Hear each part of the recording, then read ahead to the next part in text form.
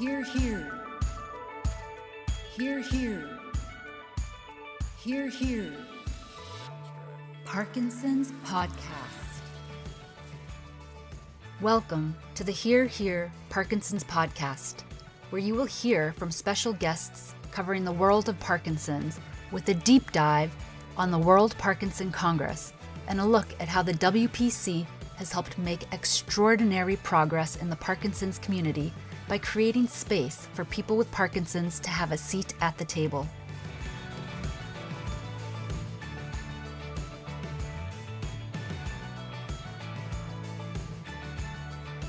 Hear, hear, hear, hear. It's another episode in the Hear, Hear podcast series. My name is Edgar Valdmanis. I'm one of the 15 global ambassadors for next year's Parkinson Congress in Phoenix, Arizona.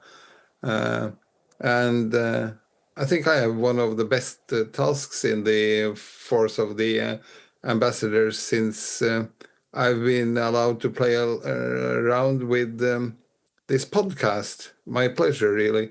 On most of the times, I have a very dedicated co-host, whom most of you know already. It's Eli Pollard. Hello, Eli. Hey, Edgar. Hey, everybody. Glad to be here. Yes. And in this episode, we have two guys on a bike, or hopefully on two bikes. It is, as you may know from before, Geoff Constable from Melbourne, Australia, and Rune Vethe, my countryman from Norway. They are heading up. Welcome in, guys. Thank you, Edgar, and hello, Eli and Geoff. Yeah, thank you. And it's early morning here in Melbourne, Australia, but happy to be on board. Yep. Good, good. Who of you is actually the captain, the end captain? I mean, I know you have several teams now cycling in from different locations into Phoenix, Arizona. Who is the real captain? I can answer that. That's Eli Pollard.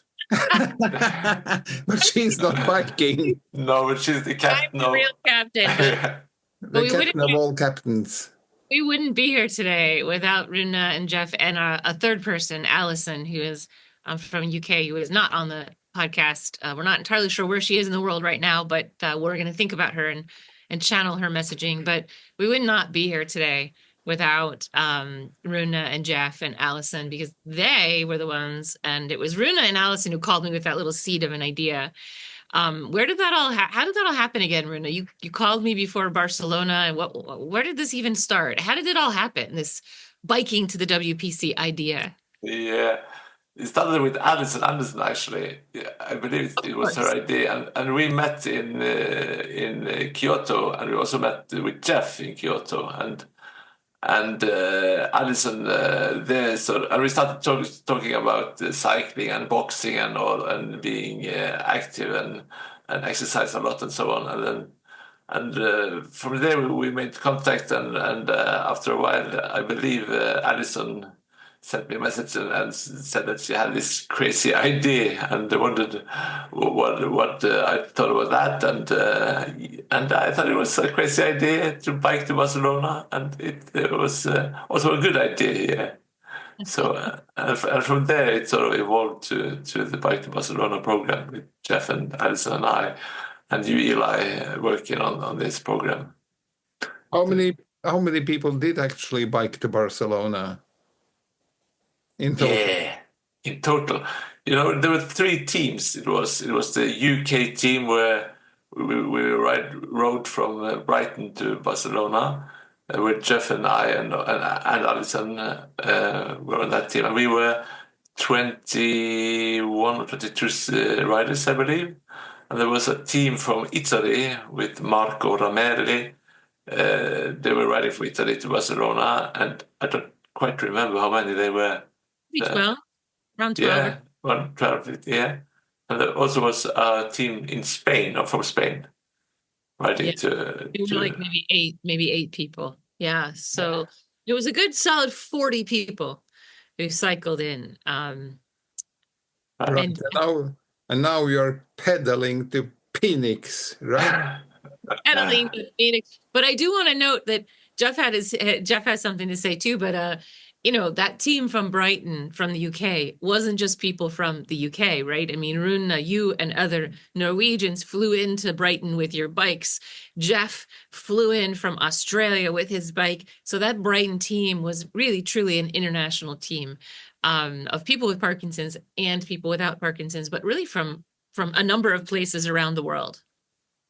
Oh, yeah, that's absolutely true. Yeah, and I was the only Australian in that team, and I'd only met Rune and Alison at Kyoto before, so there's a lot of people didn't know me, and I didn't know them. So it was not challenging, but that was part of the ride as well. But Alison was amazing with that. She kept at me because I only learnt to cycle once I had Parkinson's. And because I have Alison on the phone right now. Give me a second. Hey, Alison, we're in the middle of a podcast, but you're not with us. What's happening? I haven't got it in my diary. I haven't got anything in my diary. Sorry. So sorry. We're literally with you. Can you pop in? Or if not, it's okay if it's too late. But otherwise, we'd love to have you join us. We're talking to Geoff and Rune, and we're interviewing about biking. Okay. Sorry about that. Cool. Can you send me the link? Yeah, I'm going to send you the link and you're going to pop in. This is the best podcast ever in real time. People joining. Hold on, we'll get you there. That's Queen Alison, Yes. Well, while Eli is giving out the link to Alison, we're now looking at, is it 6 different teams pedaling to Phoenix? Pedaling to Phoenix, yes. We are... Because from the bike to Barcelona and the experiences from that, we sort of wanted to do more of this. It was great fun and great exercise to ride our bikes to Barcelona. So then, as we approach Phoenix, we also wanted to make a program out of that. So after a call with Eli, and Eli, you are positive to all this stuff, and these crazy ideas. So we sort of launched the Pedal to Phoenix program, yes. And as we had bike to Barcelona, we needed to have pedal to Phoenix, just to... Exactly. Yeah. So, what is the next thing then, since we have Geoff on board from Melbourne? Is it going to be cycling to Canberra or what? We'll have to make sure the next city we pick the proper alliteration, or we might be in trouble. If it's some weird city with a weird letter, we're not going to be able to do that. Yeah, I mean, the thing is, they pick crazy distances. So the cycling to Barcelona, someone in Australia asked me, so what's the equivalent in distance-wise from where you rode from the UK to Barcelona? And I worked it out. It was from Brisbane, Queensland to Adelaide, riding through Sydney, Melbourne to Adelaide, South Australia. So, if you want to do a bigger ride, then you better ride around Australia. I was just on the alliteration from capital letters of the city, so we could be doing cycling to Cairo as well. Yes. Lots of pressure in the next WPC. Well, we're just focused on this one, and I see Alison has joined us. I'm so sorry, Alison. We thought you had it on your calendar, so we're really happy you could join us. We're talking with our podcast host, Edgar, and talking about Pedal to Phoenix and Bike to Barcelona and why people are taking on this crazy adventure of cycling and how the WPC has inspired it and all that sort of good stuff. So welcome. Thank you. Fantastic to join you. My apologies, guys. Well, you're the instigator of this entire project, as Rune reminded us. It was your crazy idea, and you got him on board, and then you guys got Geoff on board, and it's because of you that we're sitting here today, Alison. It is, and it did seem like a crazy idea. I remember uttering it at a meeting, and I remember, Eli, that you said, that might be interesting. And from that, here we are. I think 2 years later, and it's just been such a fabulous adventure. Yeah, sorry, can I add to the craziness of Alison? So she sends you an email out of the blue and says, "Oh, I'm thinking about let's do a ride, and it's just flippant." And it's like, then she goes, "Oh, from UK to Barcelona." No. I've never ridden anything like that before, so I'm not too sure. So I hedged and hedged and hedged, and she kept on offering more and more, like, come on, we need you. Everyone, we need an Australian. And in the end, she said, "Oh, look, if you fly over, you can stay with my family for a couple of days before we head off." And then she dropped the big one. So we're starting from Brighton, but to get down to Brighton, we had to ride 350 extra kilometres to get there. so yeah, it's like, wait a minute, we're not doing enough, so we're going to ride another 350 or so kilometres, do we? Okay. Called the bait and switch, Geoff. She bait and switched you. I think that is typical of what I found with people doing these cycle challenges, just up for a challenge, up for an adventure, ready to put themselves out there and try something exciting but extraordinary. Yeah. But I would have thought that, we've spoken to a number of people, but now we have done, I think, around 10 or 11 of these podcast episodes. We actually have some in the storage, yes, for upcoming April, when we will do them a bit closer together. But anyways, most of the people say just joining the World Parkinson Congress is exciting in and of itself. Do you need extra excitement by cycling 350 kilometers plus another couple of hundred down to the ferry across the channel, and isn't the Congress enough by itself? I loved the Congress. I first went to the Congress in Kyoto and thought it was fabulous, absolutely fantastic. I got so much out of it. Perhaps I got swept away by that feeling of camaraderie, the companionship, and the sense of adventure. Yeah. For me, it's similar.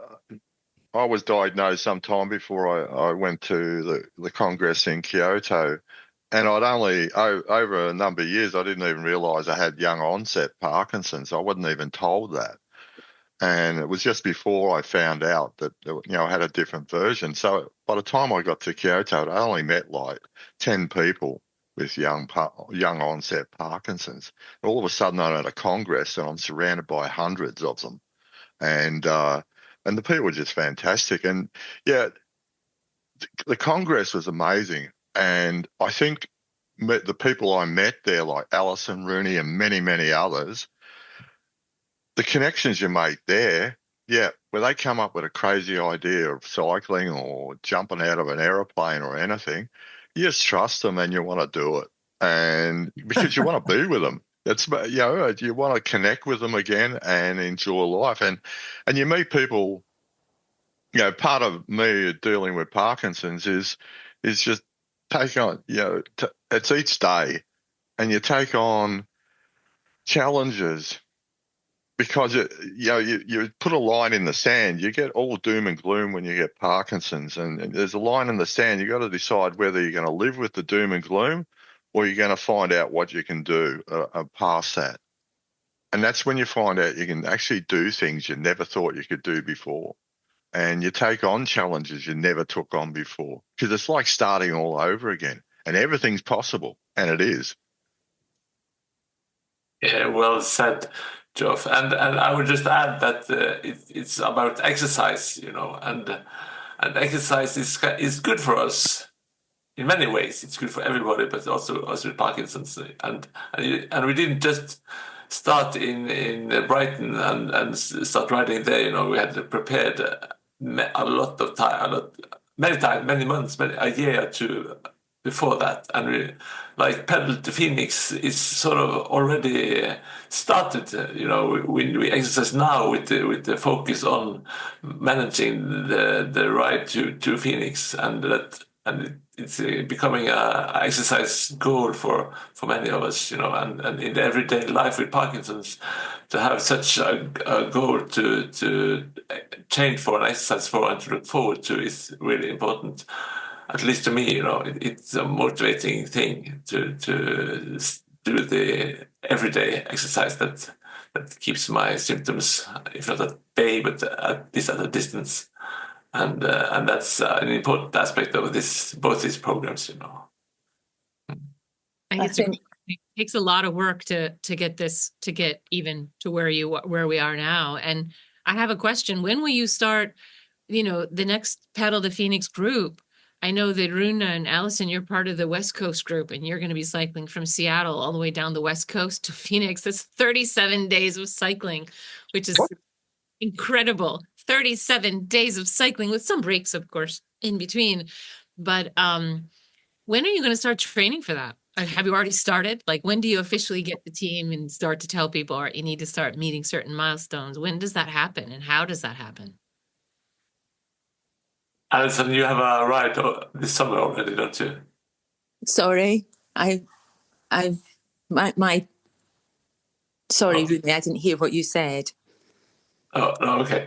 But the West Coast team from Seattle is already starting now to prepare, and information of these teams will be on the website very, very soon, and possible to get in touch with each and every team captain there for the different teams to communicate with them and so on. But the West Coast team is already sort of forming, and we are exercising now online. It's winter here in Norway, so we need to cycle indoors, but we do that several times a week. And I just came off my train an hour ago after having a 1 hour ride with my friends in the swap club and in the West Coast team group there also. So Pedal to Phoenix is already living. It's and it's evolving as we speak, and that's a great thing. Nice. And then how many other teams do we have? Because there's 5 apparently. In addition to the West Coast, there'll be 5 other teams. Others may form, but for now, there are 6 teams. The West Coast team that's going to go down the West Coast and reach Phoenix and pick people up along the way. Yeah. And then Toronto team, which is going to start in Toronto and cycle through Chicago, pick some people up where the Chicago team's going to start. And then they're all going to cycle to St. Louis. And their St. Louis team's going to join in, and they're going to all sort of snowball into a bigger team. And then they're going to cycle to Amarillo, Texas, and they're going to then pick up people there and cycle over together. And then there's one team in Utah, kind of leaving from somewhere near Salt Lake City. So 6 teams. But the Toronto team, they're going to end up being one big team by the time they arrive, but they're sort of different teams to start. But right. Since there is a team from Utah, I can't let go of these alphabetical things of mine. What do we call them? Mormons on the move? Possibly, although I'm not sure they're all Mormons. I thought you had to be to live in Utah. I don't think so. It's not the rule.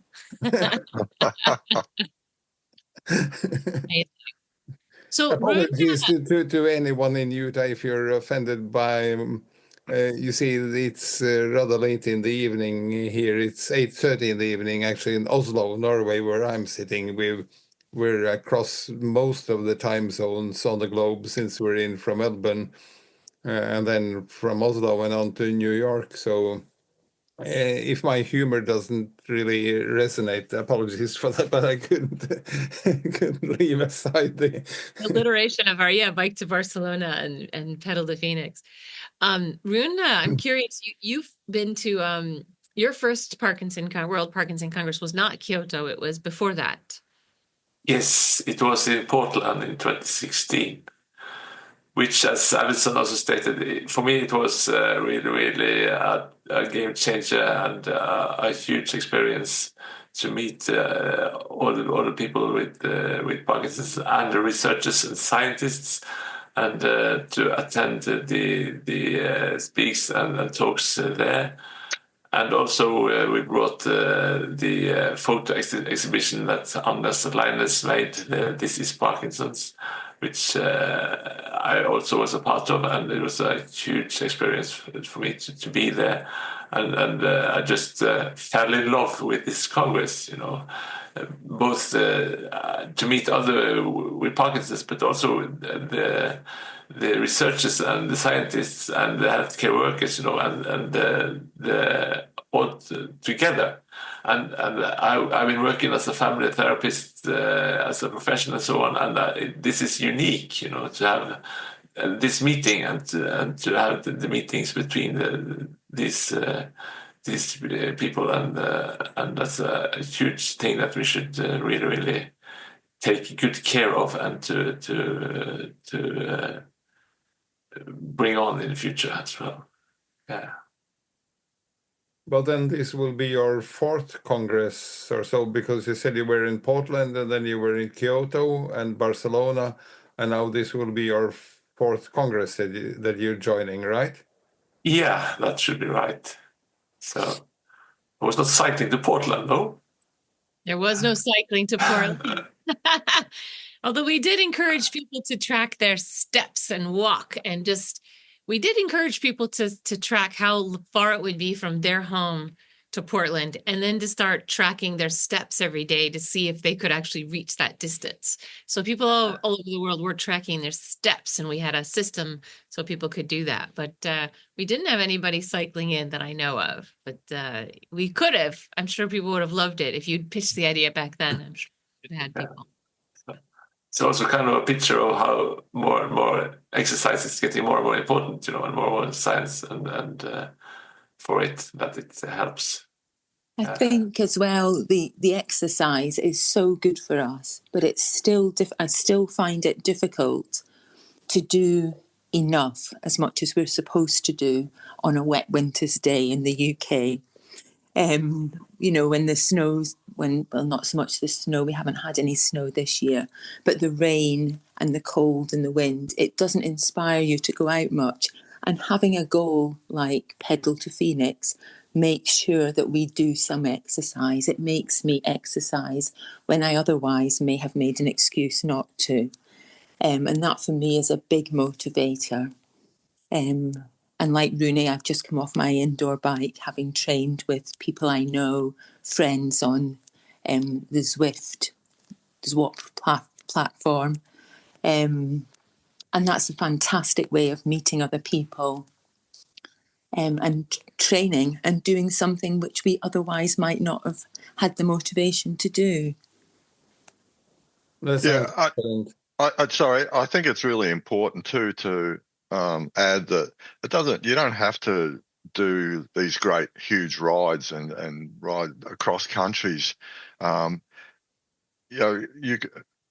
an example. I learned how to cycle after I had Parkinson's, and I started by just riding 5 kilometres a day every second or third day, and I thought that was fantastic.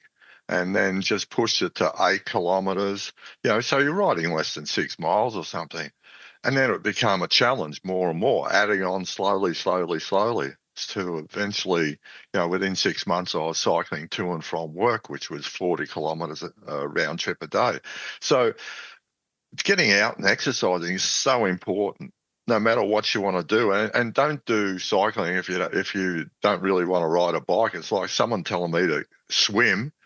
I just drown. That'd be boring for me. I hate swimming.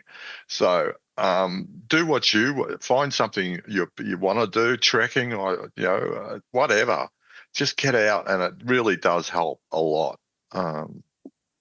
That's what don't look at us and say you got to do what we're got to do. Yeah, do what you can do. I love that, Geoff. Pick what you want to do and do it, right? You have to do something you love to do. But I think that's a good point, is that you guys are going to be cycling from various points to Phoenix, and all of the cyclists, we're planning for all of the cyclists to arrive on the Friday before the Congress. The Congress starts on the Sunday. So they're going to arrive on the Friday morning because they need at least a full day to rest. So they'll have at least a solid day and a half of rest before they kick off at the Congress. But that welcome ceremony is taking place on Friday. So anyone who's in and around the Phoenix area, or anyone who has arrived before the Congress to just get acclimated, you are welcome to come to that welcome ceremony that we're going to have. And what I'm hoping is there'll be some potential opportunities for local people just to cycle, maybe help go out and meet the cyclist and cycle in with you, even if it is, 1 kilometer or 2 kilometers, meet people out and cycle in with them. So just to be a part of the overall group. I think that sounds like a fantastic idea, because it's still bonding across, and as you say, like bonding across geography. Because if you then live in Phoenix and say, oh, it's 1 kilometer or 2, so I'll cycle out and then I will do the same back in again, 1.5 kilometers, 2.5, whatever. And then the rest of us will be there to receive you and cheer on you. I mean, I don't think I'm in physical shape to do any serious biking for 37 days. That's but I would love to be there and wave a flag and say very welcome on behalf of all the rest of us who are also not cycling. What is your end goal? To have how many people totally biking in? Have you set any goal to say 100 or? No. I don't think we set a goal of a number. Have we? I mean, I think we'll just be happy even if teams come together with 2 or 3 or 4 and cycle in together. It's not so much the size, it's just the inspiration of what people are doing. It inspires other people to try biking or take up something that. Well, I suppose it shows my sales background that I'm very much a numbers guy. And I mean, how cool would it be to say more than 100, more than 150, whatever? But I guess it's a progression too. If you look at the numbers that are signed up now for Phoenix, it's a lot more than there was to Barcelona. So I think it's to me, it's you're planting seeds. Each one of those is planting a seed that's going to grow. So wherever the next Congress is, I am quite sure there will be more cyclists than there was at Phoenix, and definitely more than there was at Barcelona, and that's encouraging. That makes you want to keep doing it and pushing it, because it's great, and you're spreading that wonderful experience to other people. Yeah, Absolutely, and it's such an incredible thing to be part of. It really is. It's exciting, and I love the idea of people maybe cycling a mile to come and meet us when we arrive in Phoenix, and to be part of that welcome celebration, because certainly when we reached Barcelona, it was a fantastic feeling. It was a fantastic welcome, fantastic way to kickstart the Congress. And, I met so many people from all over the world joining together to, for the Congress. But to start with such positivity was a great, great feeling. It was very cool. A lot of drumming and music and dancing. And of course, it was Barcelona. So there was a bar was set up. People were drinking beer. It was really celebratory. And it was very family oriented, as Spain would, of course, be very family oriented. Lots of kids and grandparents and community members. And the local Barcelona group, the Catalan Association, really used it as an educational opportunity as well to raise awareness just about Parkinson's in general. So they really leveraged that and helped raise awareness. It was quite moving and wonderful to see. Yeah, it was wonderful to be part of it. Are any of you doing any presentations or anything else at the Congress? I don't think we know that yet. They may be, because the invitations haven't gone out yet. But certainly there'll be probably opportunities to talk about, I think, how to organize people to, do things like this, like social activities that encourage people to exercise. I think that's a perfect sort of round table topic. Just hint, a little idea for you. But yeah, I think we'll put these three to work in some way at the Congress. We just haven't figured it out yet. I think that sounds excellent. That's something I would want to experience. And as you said, sit down at a round table or something, saying, how do you motivate yourself? As Alison said, when it's raining sideways, quite a wind outside, it's raining, it's 3 degrees plus or something, and you still go out and ride your bike to exercise because you want to be in shape for this challenge. I think that would be a fantastic talk by any of you three. Or all of us three. We work very well together as a yeah. team. The one does not exclude the other. No.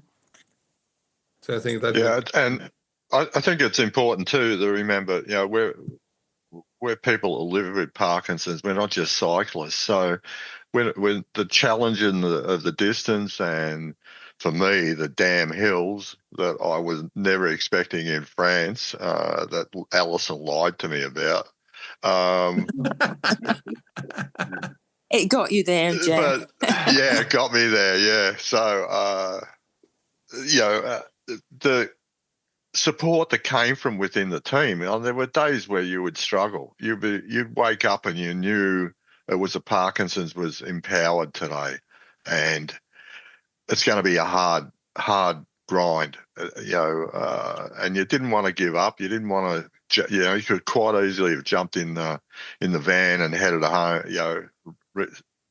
Gone along for an easy ride, but you kept at it. And the thing was, you were never by yourself. People knew and could look at you and see that you were having a hard day, and you'd start off and you'd be surrounded by people, and they stuck with you all day.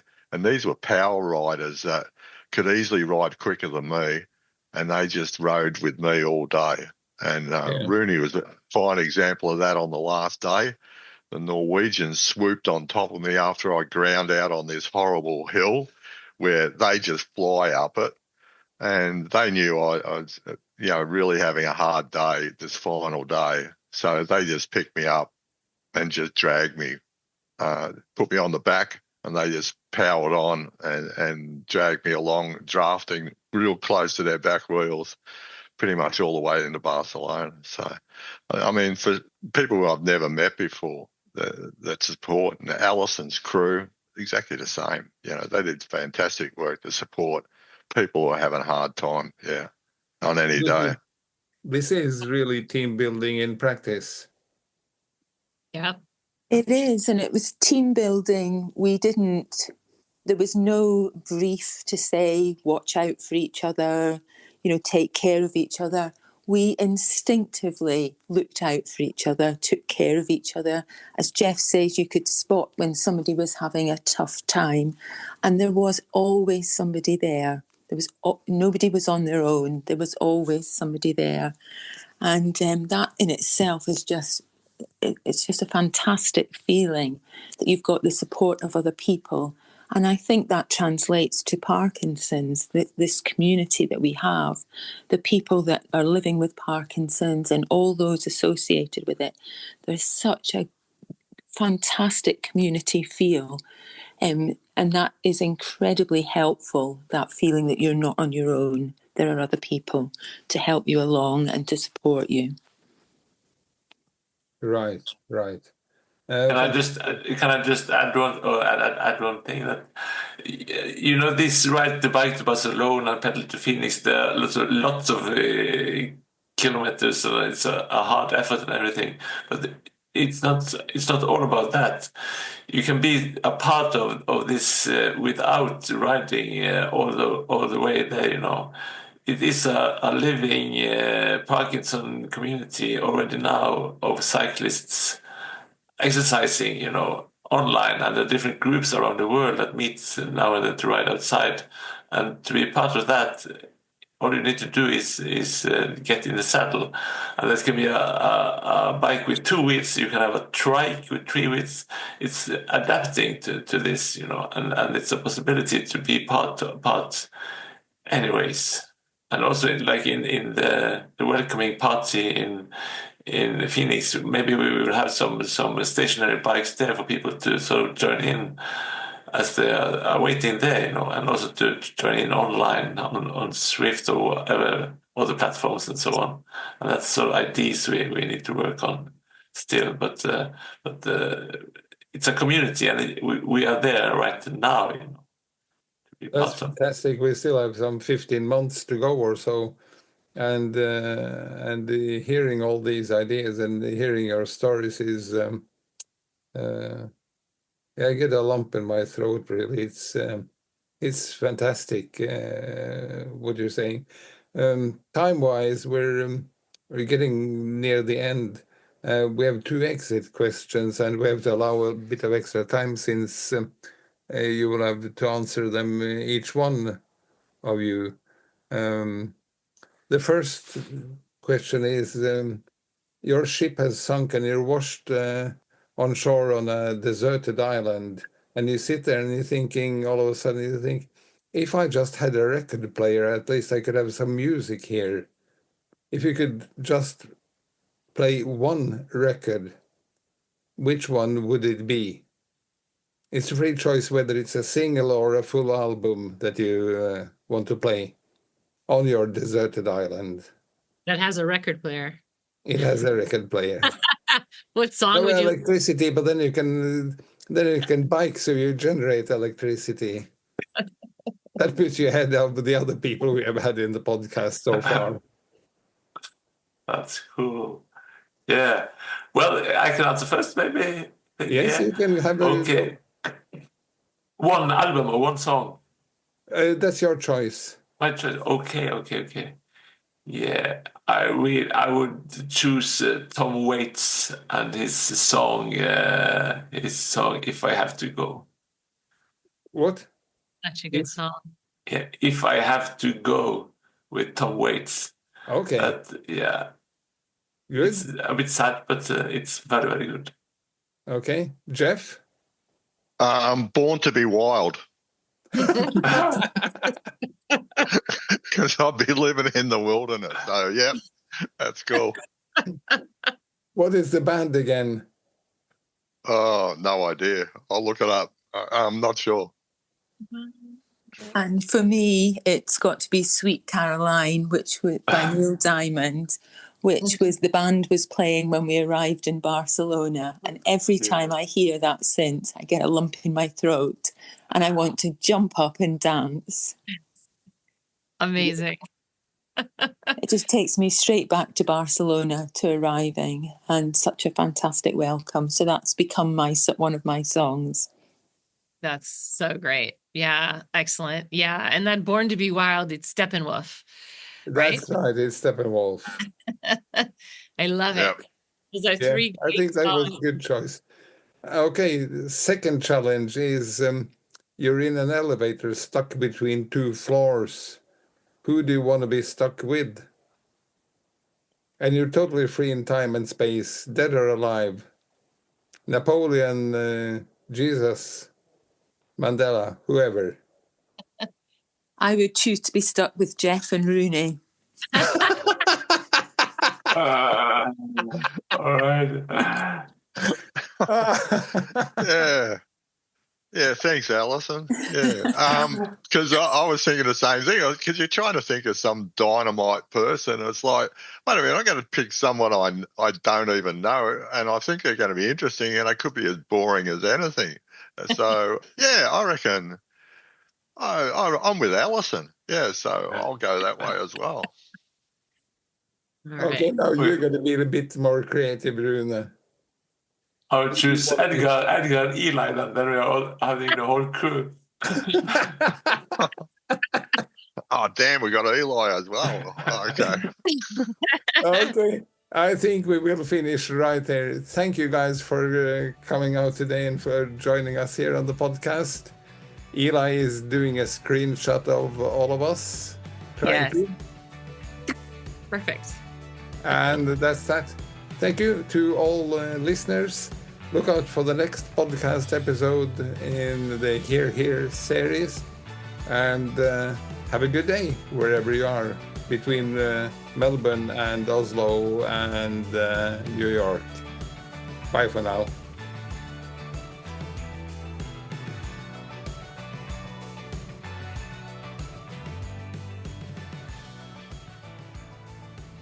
Thank you for joining the Here Parkinson's podcast. If you would like to experience the next World Parkinson Congress for yourself, to feel and see the change in real time, save the date to join us from May 24th to the 27th, 2026 in Phoenix, Arizona.